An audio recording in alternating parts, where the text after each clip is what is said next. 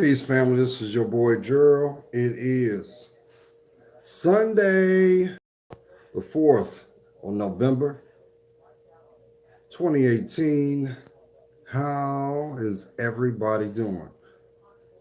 So, we were able to benefit with another hour given to us to do as we see fit. And I wanted this morning, I got my bean.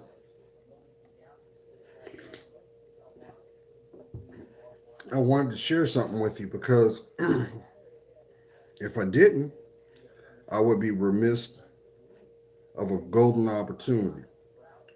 Now, first, y'all, I was going to try to do this feed from my laptop, but the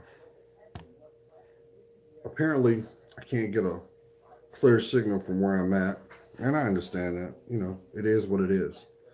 But as you've heard me talk through the years, how unique your life is, how you are a spiritual being first before the physical flesh, but more importantly, the power of speaking things into your life, the power of manifestation. And I had a golden example given to me yesterday, but it didn't hit me until truth.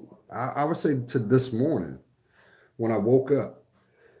Now, some of y'all may be like, "Well, Gerald, what's up with the ceiling fan in the background?" Because right now I'm out. I'm away. I'm actually in the sunny state of New Jersey. Shout out to those people that are from New Jersey, Philadelphia, and the surrounding areas. It's kind of crisp. It's not too cold. Um, but I'm gonna tell you what. Since I've been up here, I've been able to take in my environment, and we are seeing the landscape, the effects of the seasons. And as you already know, the seasons are quarterly in 4 months, just like your life. Things are placed as a thought, it is then collected or owned, therefore, the action, which means you place that in your intentions. And then there is the process of development, that is to be able to let go, allow it to come into its fruition, to receive your harvest. May it be good, may it be not so good. So, to put that out there, this is going to go into why I'm putting this out now.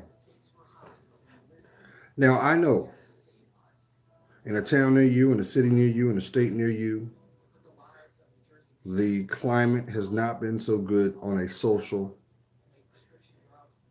front. Stevie Wonder can see that. As well as there is a lot of people that will not admit that their personal environment, the environment they have sole control over, is not giving them the reward because of, how can I say it, living your life without control. It's like driving a car and letting go of the steering wheel, hoping that you will stay within bounds of the road. And no matter how many times the proverbial tires scrub the sidewalk, hit an object, or unfortunately, there is a collision. And what I mean by the word collision, I mean things that you did not see come into your life to sidestep or divert where you're intended. They refuse to admit to themselves that there was still accountability there. Now, you may be wondering, Why am I saying this? The reason why I'm conveying this to the intended heart, intended mind is you still very much have a whole lot of life to live. There is still so much work that still needs to be done. There is still parts of your life that is requiring you to do what is needed so it can open one proverbial door to enhance your direction. Now, let's talk about manifestation. Now, I know you have heard the parable. Be careful what you ask for because you just might get it. We've all heard that, right? Sure, yeah. Now, usually when that context is presented, is always because there is a unbeknownst effect that forces us to make a unknown or impulsive adjustment. But what if, just what if, you decided to slow down, survey your environment directly or indirectly? You will come to see that the things that you truly deserve, the things that were rightfully part of your birthright, they're right there, waiting to be claimed. They're right there, waiting for you to take ownership. Now, for some, this may sound a little far fetched, but I'm about to show you how powerful your life really is. Watch this. So, where I am, I'm really like on the tip of New Jersey and within driving distance of Philly, right?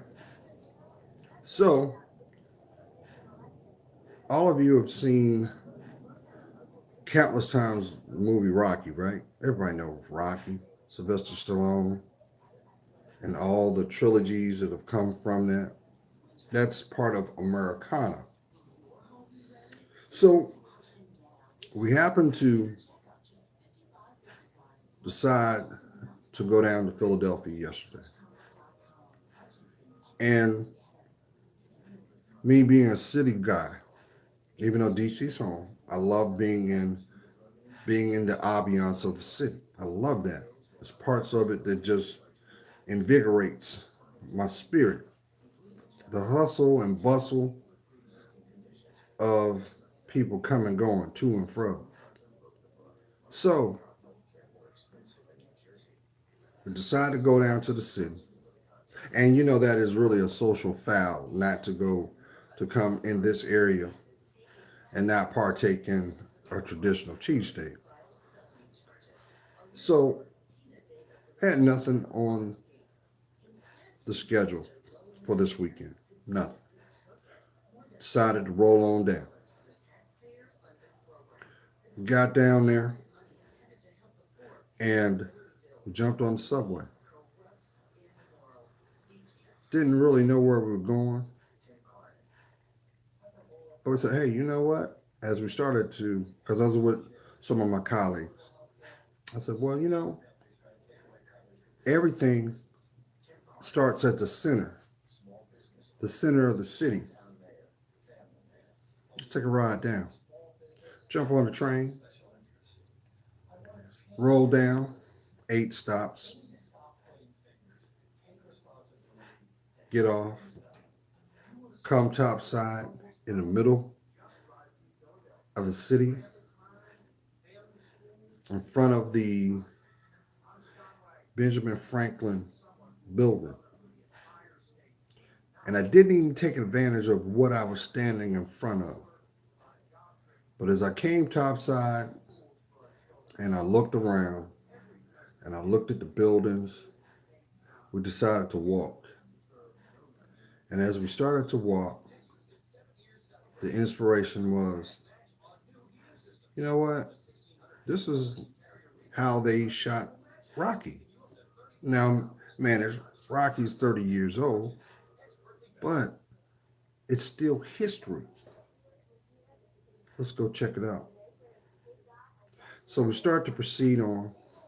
I'm taking in the architecture and the statues and the landmarks, and once again, the hustle and bustle of the city. As we walk, we stop and ask, hey, how far are the Rocky Steps?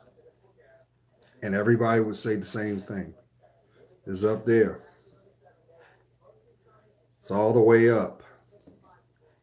We walk some more, walk some more, ask again. It's all the way up. We kept on going. Eventually, in the distance, we would see the Philadelphia Art Museum.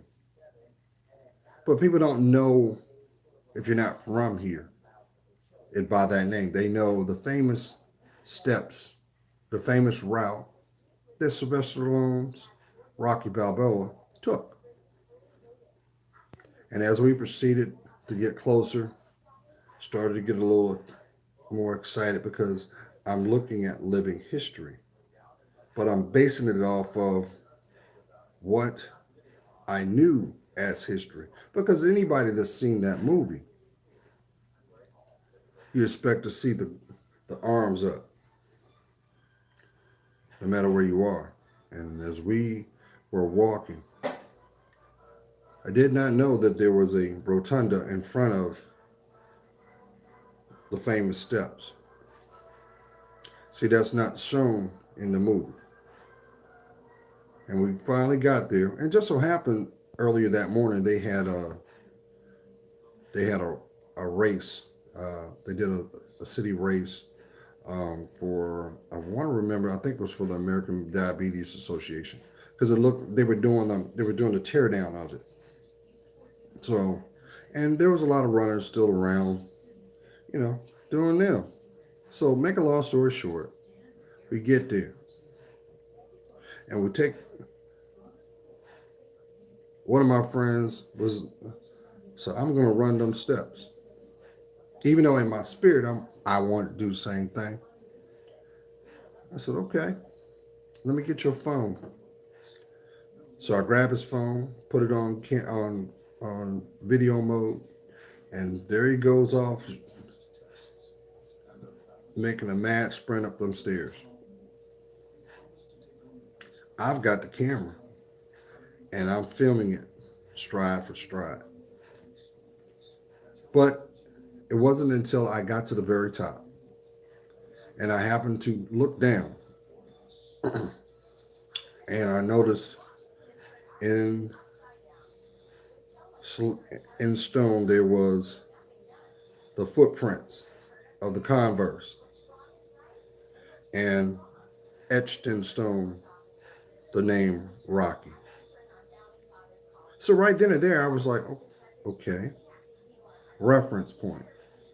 But I didn't see the statue. Just so happened, if you happen to come to Philadelphia, you will also you'll be surprised that the statue's not at the top like the movie once portrayed it, because they moved it. They moved it actually 25 years ago. And it's still there, but it's actually on the lower level. So instead of going the stairs, if you look to your right, you'll see it. So for me, that was very nostalgic as a little boy. Good morning. Good morning. For me, that was very nostalgic, that a movie that I've seen 1,001 times, played on a weekend, usually front to back, back to front. You can't turn the channel without seeing Rocky playing, right? But for a little boy like me at that time, I was like, wow, if this is real. This is reality. Good morning. And I hope you can see and hear me fine, because I'm actually doing this video right now with my phone. I was going to do it with my laptop, but For some reason, I can't get a correct feed, and I'm gonna try to connect. So I'm gonna try to do it simultaneously with both of them. See what it does. See what it do. But anyway, there's a reason why I'm telling you all this. So as we got on top, and I'm filming my friends the ascent the up the stairs. I turned around and allowed his camera to pan the shot of downtown Philadelphia, and it was breathtaking because the scene, the flowers, the trees are turning, and it's very very incredible to see. And it was then at that time we decided that's when everybody's on a hustle. A guy comes up, say, "Hey, take a picture, y'all." Blah blah blah. We take a picture on the top of the stairs, and then as he takes our picture, he says, "Well, 25 years ago, the city decided to move the statue over to the lower level." He said, "But here's something that people don't know about the story of Rocky. You think, because you have a lot of people that think they know, but did you know the story of Rocky was really based off of Muhammad Ali? Did you know that?" He said, "Well, how's that?" Because there was a time when Muhammad Ali was in his prime, and there was a boxer out of Philadelphia that used the moniker the Italian Stallion, and he was leveling folks like it was nothing, and it caught the attention of the greatest. And he said, "Well, I can't be the greatest unless I challenge all."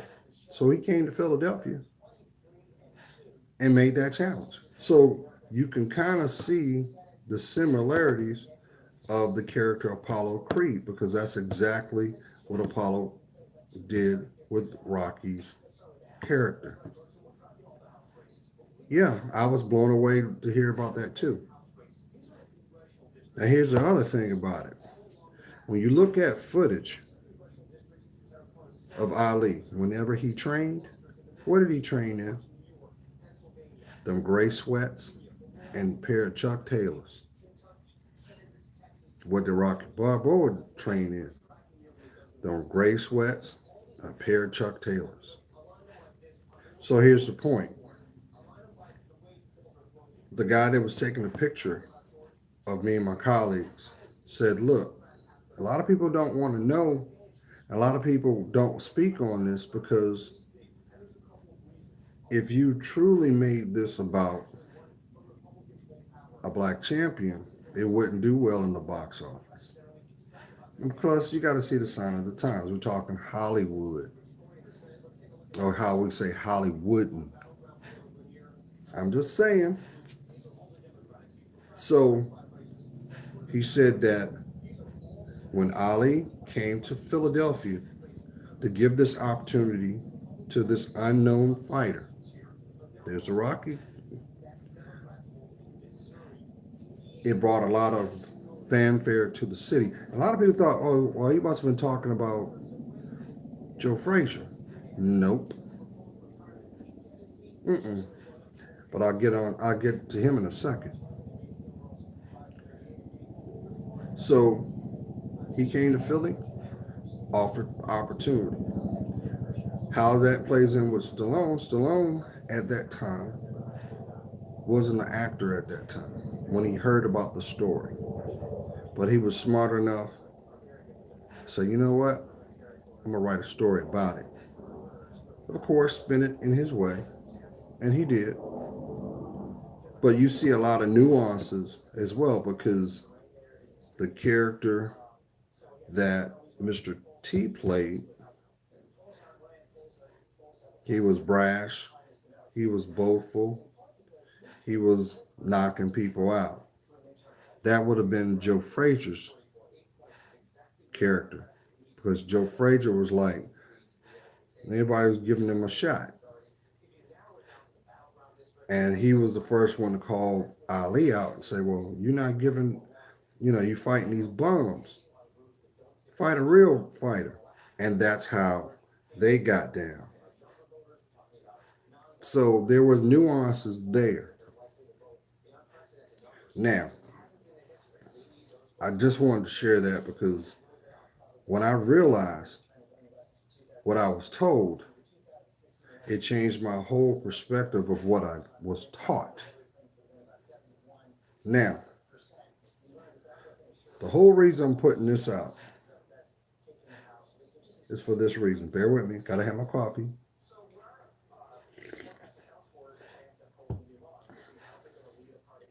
I could have ended my whole day just off of that one moment. But it didn't work. It didn't work that way because it took more time to go on that journey than it did for us to get back to the train station. So we get back to the Broad Street station, and I happen to look around. Got to hit up a street vendor for some street food, and I see the Temple University flags flying around. I'm like, damn, Temple. I never thought the Temple was downtown Philly. Not being ignorant, I just never assumed it to be.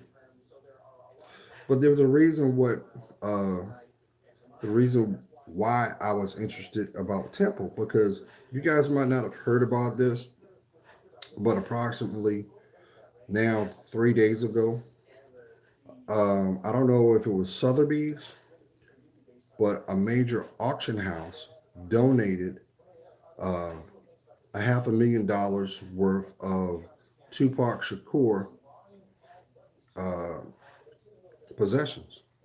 Some of them, his lyrical, his his actual poems of some of the songs he wrote, to some of the clothing and the famous diamond stud. They had that, which I'm really shocked that they got possession of it because you would have thought that that would have stayed with the family. But that's nor here nor there. And little did I realize that they're going to have a they were having a open exhibit, and I saw that on the news, and I wanted to be able to check it out because at one time I had a Tupac Shakur run-in. So how's that? When I was in when I was in the Air Force, stationed at Travis Air Force Base, I lived off base, had an apartment off base, and just so happened where I lived at, I used to see this guy. I used to see this brother all the time. We would come out our apartments right around the same time. I would be in my uniform, heading to base. He'd be in his civilian clothes, jumping in his 6'4" Impala. I ain't think nothing of it, but we had a rapport. We see each other. I always speak, he speak, and we keep it moving. Well, long story short, one day I get off early. The command allows us to leave early for the day, and I happen to come home because I wanted to get out of my uniform. Back then, I was a big dude. I used to have a bald head. I used to rock a bald head for like a couple of years. Yeah, I used to rock a bald head. I was like a thug. Well, I ain't gonna go there, but my thing back then was I had a bald head, and I used to wear two gold hoops, and that was just my thing. And I happened to be pulling up in my parking spot, and I see this small, skinny dude wearing a yellow bandana, wearing at the time Carl Kanai was the big thing. You have Fubu, but then you had Carl Kanai, and I see this brother just standing outside, smoking a cigarette, and he was Carl Kanai down, and I was like, the outfit was fly. So when I got out the vehicle, he saw me in my uniform, and I looked at him. We made eye contact, and I said, "Hey, what's up?" and he kind of didn't say nothing. And as I grabbed my bag to go down the sidewalk to go into my building, which was right next door, I heard him mumble, "Well, a black man don't, what's that? What did he say? A black man's not supposed to be in the military." And I kind of looked at him, and I was like, "Hey, man, we do what we do, right?" But if anybody that knew Tupac, you knew why his position wasn't why it was. So to make a long story short, a couple days would roll by, and I would see Mark. It was Mike Malone. I want to say his name was Mike Malone. It might be Mark Malone. And he comes out, and I said, "Hey," "Hey, man, I had a you have friends over or something?" And he would like kind of chuckle, like, "Why?" I said, "Well, man," I said, "I ain't trying to start no drunk, but I had a you know I had one of his cats, man, was just you know I just wasn't feeling him. I don't I don't know what dude's problem was." And he looked at me. He was like, and he laughed. He said, "Oh, man, don't sweat that. That's just Pop." I'm like, "Pop? Yeah, man, he's a rapper." "Oh, for real?" "Yeah, I'm doing this record." Little did I know, he was actually producing Tupac's album, All Eyes on Me. Because I would see him, I didn't know who he was. I was like, "Who's this short?" Because Pac that couldn't have weighed maybe 145, 150 pounds, and he was small. I mean, I know you're not supposed to judge a book by its cover, but you know, I'm 6'3", 6'2" and a half. So I'm like, okay, don't start nothing, don't be nothing, mind my business. I'm in California, you know. California already had a reputation of pulling out the strap. I ain't want no trouble. Plus, I'm in the military. I ain't trying to get in trouble and get kicked out. Mm-mm. Mind your business. I'm I'm being I'm being real. But I was blown away because I never asked Mike Mark. I want to say his name was Mark Malone. It might be Mike Malone. But I never asked him what he did. I'd always see him, and we would talk. United States Air Force. And we would always shoot the breeze. I would always say, "Hey, man, you ain't doing that. Come on over to the apartment." Because I mean, literally, his apartment door from my apartment door, 20 seconds you're in my door. We're just parallel. Like his door is here, and mine was like okay, like this is my door. His door is like that, and you have a sidewalk in the front. And then in front of that was the parking spots in front of the building. But we happened to be parked next to each other. He had a really nice 6'4" too. So, it was just kind of weird because I'm an East Coast cat, you know, and this was like before the East Coast West East Coast West Coast crap. Even though we know it was the media that did all this bullshit. Excuse my French. But I would talk to him. I would see Snoop. Yeah, Snoop. I see him. He would come by. This is when Snoop was wearing the not the French braids, but the French twist. Yeah, because he used to hang around E40. E40 is from Vallejo, California, and the Bay Area had always had history of their own sound. Matter of fact, and I don't want to stray off topic. You guys know Sway for Shade? What was it? Was it Shade 45 show? I remember, and as a matter of fact, I still got a couple cassette tapes Still got him. I used to record his show because he was a DJ in Oakland for this radio station called KMEL, and the Wake Up Show was born there. So everything that you see him talk about history, about hip hop, being a lyricist, that's real. Because his thing was, if you are a spitter, if you call yourself an MC, come to the radio station, spit bars. If you can't spit bars, don't stop. So it was really beautiful to see people how they would evolve through time.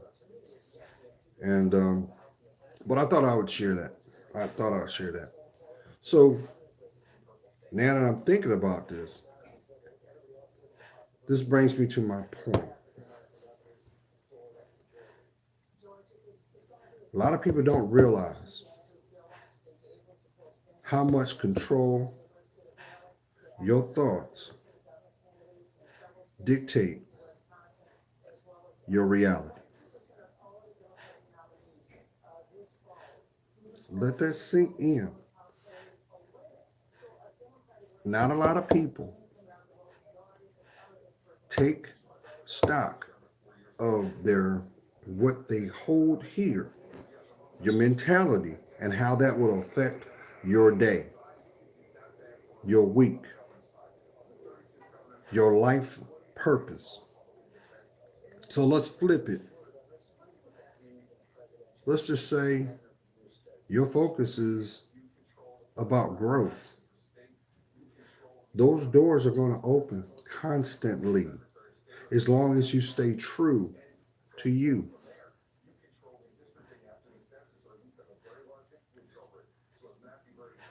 And with that, there is, you know how the term we call checks and balances, or better known as real recognizes real? That's why people come into your life to check or challenge the authenticity of what your life is about. And notice those same people, they don't stick around. They're like a thief in the night. They come just as quick to shake your foundation. And when they realize that your foundation is authentic, just as quick as they came, just as quick as they're gone. That's why you hear people say it was a lesson or a blessing. It just depends on how you see it. So, to go back, so I really took in the experience. We left there, got back on the train, bought a cheesesteak off the street truck. Shouldn't have done that. That bread was hard as I don't know what. But that's okay. That's all right. It was hard. It was hard. The bread was so hard I could have broke it and rode on the street with it. But you do what you do. Got back on the train, headed back to where we were parked at. And this is the part I didn't tell you. Where we parked at, we parked in the parking lot of the Wells Fargo Center. So what's that, Gerald? That's the complex that holds the Sixers, Eagles, and Philadelphia Phillies sporting complex. We ended our day checking out a 76ers game. So I watched the Sixers play Detroit yesterday. Never been to a professional basketball game. And I'm going to tell you what, it looked totally different being in them little seats. Them seats, I was like this the whole time. Like, oh man. Had to turn to the side. Had a great view though. And had a great view. Tickets weren't expensive. Paid $40, and I had I wasn't a nosebleed, but I wasn't like lower level. I was like on the second tier, so it was perfect. It was perfect view. But here's my point, because I know I done said it 5 times. Whatever that you find what you believe to be true. It will be tested and authenticated, not because of what you want, but what you need. See, what I'm trying to say is everything that I experienced yesterday may have been perceived as impulsive, but the truth of the matter is God already had that plan for me to see, and I had to be receptive to embrace it, or it would have never happened. It would have never happened, y'all. Never. You realize how many people every day say, well, I want to do this or coulda, woulda, shoulda, but we spend more time doing coulda, woulda, shoulda than I can, I am, and I will.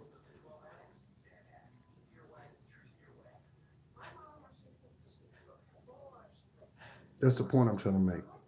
So let's flip it. Just say on one aspect of your life, you desire to be physically fit, right? Or what you perceive as being healthy. But you allow your environment to distract you from your goals.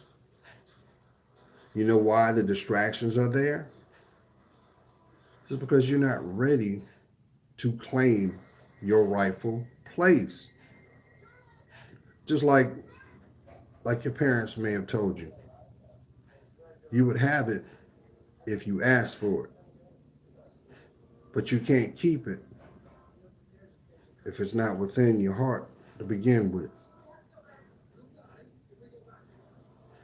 So let's look at it from a different perspective.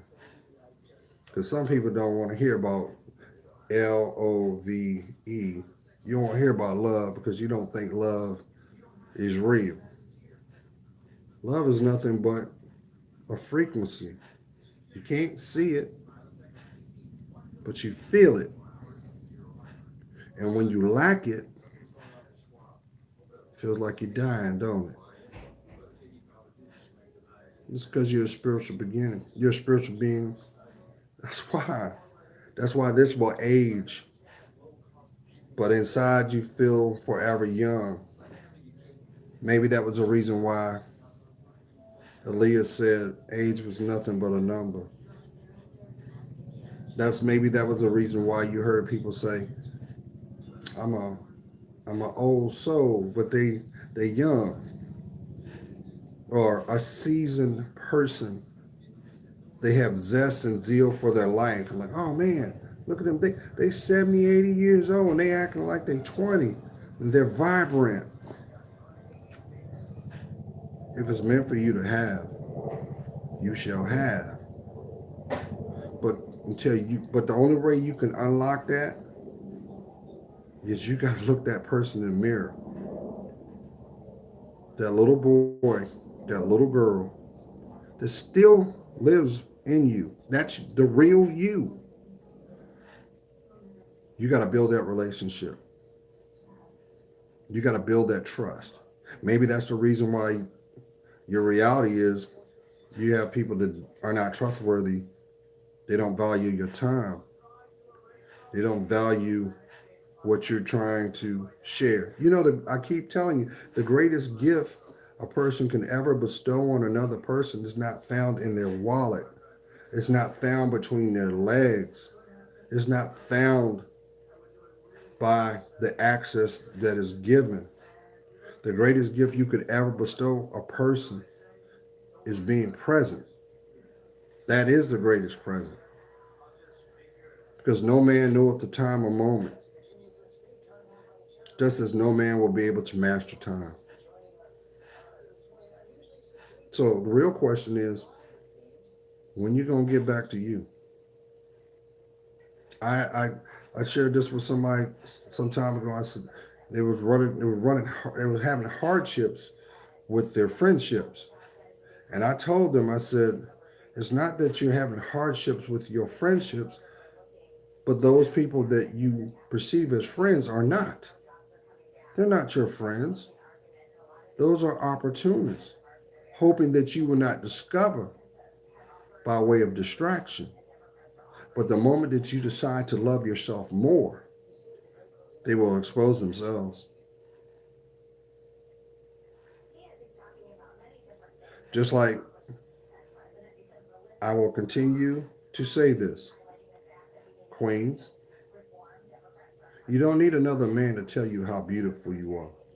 You've got a mirror, you've got a heartbeat, you have lungs that breathe in that precious air.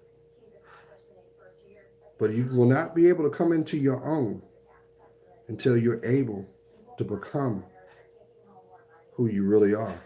That means you've got to fall back in love with you. You can't fall in love with you because you got Fashion Nova on.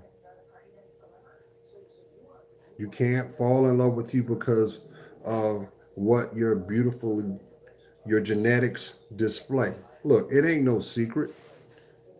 You know why genetics fall the way they do. Because we were made perfect. But the trick was to convince you that you were less than. Think about it. You realize how many billions of dollars is made off of insecurity, convincing you that you're not good enough? You realize that? Come on. Come on. And I'd said this 6 years ago. I sent this, I put this warning out. I said, Queen, do not allow your insecurity to cause you to reject what was made perfect. Because the body is made so perfect, if you try to alter it, it will protect it. And what has been playing out very evident for the last 3 years, you find more and more people that have decided to put their insecurities first and say, well, you know what? I need to go on over here and have them cut this out. I need to go on over here and have them lift that back. And you know who don't tell you that you're wrong? It's the surgeons. Because their job is to do what? Surgery. But they know they're going to see you twice. Because they know as long as you aren't whole inside you, you'll be back. You're worse. They're worse than the drug dealers on the street. They know. They know.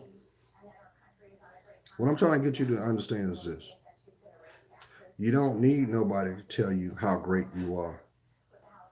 You need to stand on your own foundation and define it by your actions. Kings, let me tell you something. God's gift of woman, no, God's gift of man is woman. Unquestionable. She is like a diamond and just like a flower. No two are the same.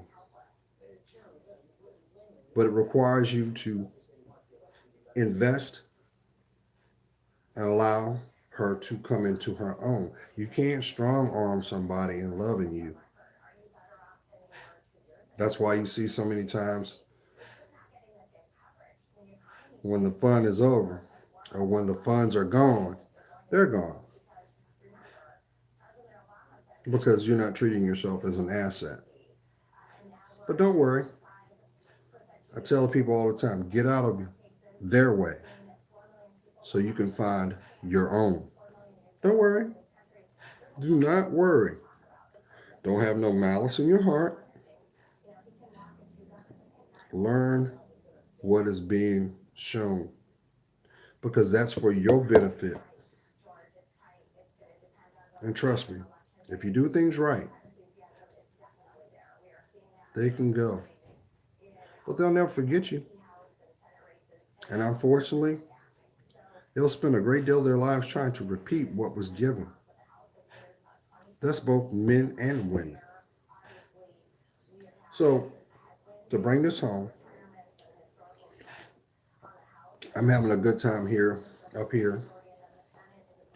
I'm actually getting ready to do a run, get me a cheesesteak. I'm not going to have that social law broken and not have a cheesesteak while I'm up here. Got to do that. Even though I'm a DC dude, and we do steak and cheese, and they like to do the frozen thingies. In DC, we got the steak. We cut that sucker up, and we yeah. So, but I ain't trying to, that's all. All right, that's all good. But what I'm trying to say is this, and bring this home because I didn't talk enough. We are in the end of the season, family. You blink twice. The end of the year is going to be here. 2019 is going to be a new chapter, new challenges, new validations. You just make sure that wherever you are, you get to where you need to be, but you never stop loving yourself in the process. Don't worry about it. And if you truly do that, watch how your thoughts will be made your reality. Why? Because you're priceless. Now, I hope you guys took advantage of daylight savings time. You got a free hour out of it. Some of you are looking like, damn, we had daylight. Yep. So if you haven't adjusted your watches, your clocks, set them back an hour because we got an hour out of this. So you stay blessed. I love to hear from you and be safe. All right. Peace.